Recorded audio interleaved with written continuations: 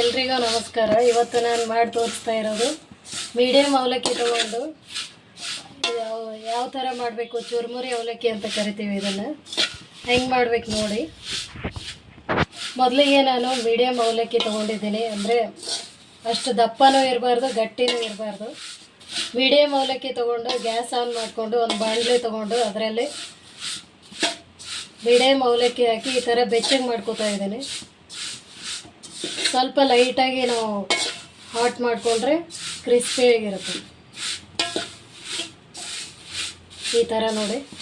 ಬೇಕಾದರೆ ನೀವು 1 ಅವರ್ ಬಿಸಿಲಲ್ಲಿ ಬೇಕಾದರೂ ಹಾಕ್ಬೋದು, ಇಲ್ಲದಿದ್ದರೆ ಈ ಥರ ಬೆಚ್ಚಗೆ ಬೇಕಾದರೂ ಮಾಡ್ಕೋಬೋದು.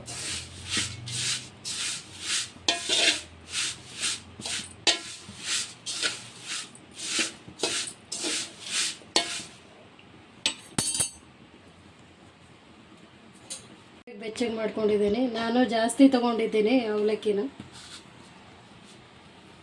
ಇಟ್ಕೊಂಡು ಇನ್ನೊಂದು ಸ್ವಲ್ಪ ಅವಲಕ್ಕಿನ ಬೆಚ್ಚಗೆ ಮಾಡ್ಕೋಬೇಕು.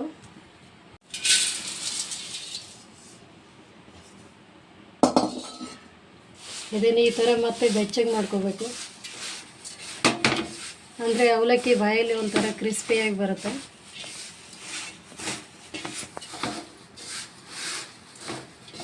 ಫ್ಲೇಮು ಲೋ ಮೀಡಿಯಮಲ್ಲೇ ಇರಬೇಕು. ಲೋ ಫ್ಲೇಮಲ್ಲೇ ಇಟ್ಟು ಬೆಚ್ಚಗೆ ಮಾಡಬೇಕು ಇದನ್ನು.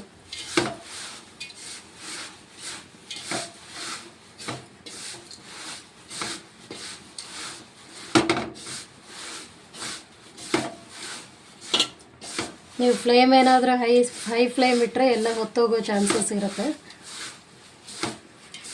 ಮೀಡಿಯಮ್ ಫ್ಲೇಮಲ್ಲಿ ಇಟ್ಕೊಂಡು ಈ ಥರ ಬೆಚ್ಚಗೆ ಮಾಡಿಕೊಂಡ್ರೆ ಕ್ರಿಸ್ಪಿಯಾಗಿರುತ್ತೆ ಬಾಯಲ್ಲಿ.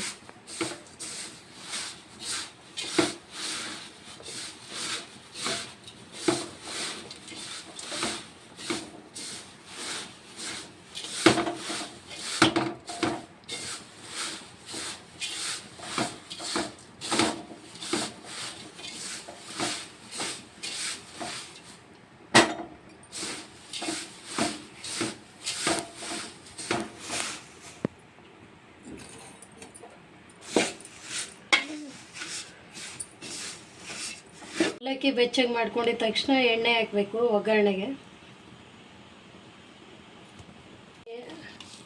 ಸಾಸಿವೆ ಹಾಕ್ತಾ ಇದ್ದೀನಿ. ಸಾಸಿವೆ ಜೀರಿಗೆ ಸ್ವಲ್ಪ ಜಾಸ್ತಿ ಹಾಕಿದ್ರೆ ಟೇಸ್ಟ್ ಬರುತ್ತೆ. ಅದು ಚಟ್ಪಟ, ಸಾಸಿವೆ ಜೀರಿಗೆ ಎಲ್ಲ ಚಟ್ಪಟ ಅಂದ ತಕ್ಷಣ ಹುರಿಗಡ್ಲೆ ಹಾಕ್ತಾ ಇದ್ದೀನಿ, ಅಂದರೆ ಪುಟಾಣಿ ಹಾಕ್ತಾ ಇದ್ದೀನಿ.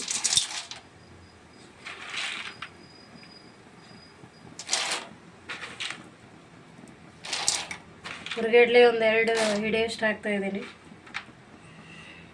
ಜಾಸ್ತಿ ಹಾಕಿದ್ರೂ ಟೇಸ್ಟ್ ಬರುತ್ತೆ. ಕಡಲೆ ಬೀಜ ಹಾಕ್ತಾ ಇದ್ದೀನಿ. ಕಡಲೆ ಬೀಜ, ಪುಟಾಣಿ ಅಂದರೆ ಹುರಿಗಡ್ಲೆ 2 ಸೇರಿಸಿ ಹಾಕಿದ್ದೀನಿ.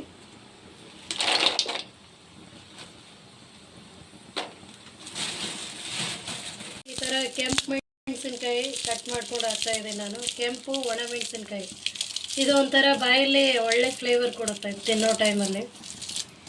ಒಣ ಮೆಣಸಿನ್ಕಾಯಿ ಅಂದರೆ ನೀವು ಬ್ಯಾಡಿಗೆ ಮೆಣಸಿನ್ಕಾಯಿ ಅಥವಾ ಖಾರದ ಪುಡಿನೂ ಹಾಕೋಬಹುದು. ಇದ್ರೊಳಗಡೆ ಇರೋ ಬೀಜ ಮತ್ತು ಇದು ಒಳ್ಳೆ ಟೆಕ್ಸ್ಚರ್ ಕೊಡುತ್ತೆ ತಿನ್ನೋ ಟೈಮಲ್ಲಿ.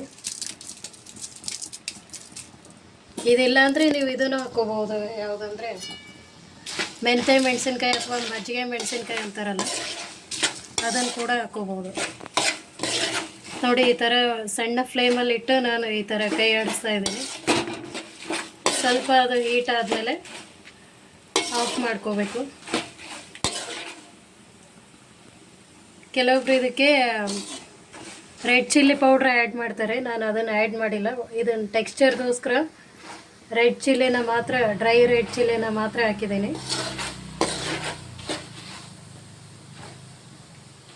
ಆಮೇಲೆ ಕರಿಬೇವು, ಒಣ ಕರಿಬೇವು ಇದ್ರೂ ಓಕೆ, ಇಲ್ಲಾಂದರೆ ಹಸಿ ಕರಿಬೇವು ಇದ್ರೂ ಓಕೆ, ಅದನ್ನ ಒಳ್ಳೆ ಫ್ಲೇವರ್ ಕೊಡುತ್ತೆ. ಸ್ವಲ್ಪ ಎಣ್ಣೆ ಹೀಟ್ ಆದಮೇಲೆ ಇದೆಲ್ಲ ಚೆನ್ನಾಗಿ ಕ್ರಿಸ್ಪಿಯಾಗಿ ಆಗಿರುತ್ತೆ.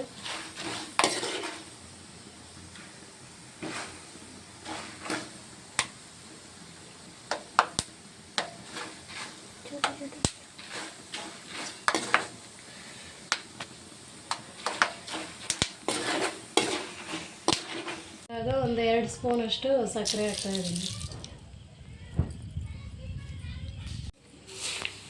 ನೋಡಿ, ಕಲಸಿಟ್ಟಿರೋ ಒಗ್ಗರಣೆನ ಈ ಥರ ಅವಲಕ್ಕಿ ಜೊತೆ ಮಿಕ್ಸ್ ಮಾಡ್ತಾಯಿದ್ದೀನಿ.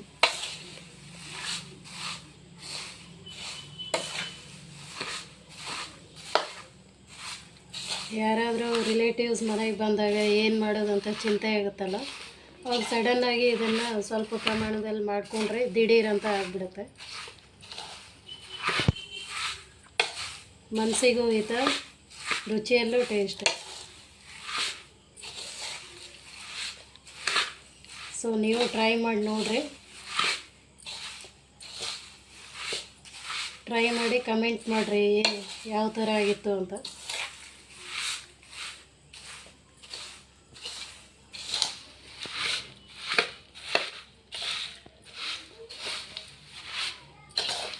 ಜರ್ನಿ ಟೈಮಲ್ಲಿ ಏನು ಮಾಡೋದು ಅಂತ ಯೋಚನೆ ಮಾಡ್ತಿದ್ದಾಗ ಇದನ್ನು ಒಳ್ಳೆಯ ರೆಸಿಪಿಯಾಗಿ ಯೂಸ್ ಮಾಡ್ಕೊರಿ. ಜರ್ನಿ ಟೈಮಲ್ಲಿ ತುಂಬಾ ಚೆನ್ನಾಗಿರುತ್ತೆ ಇದು.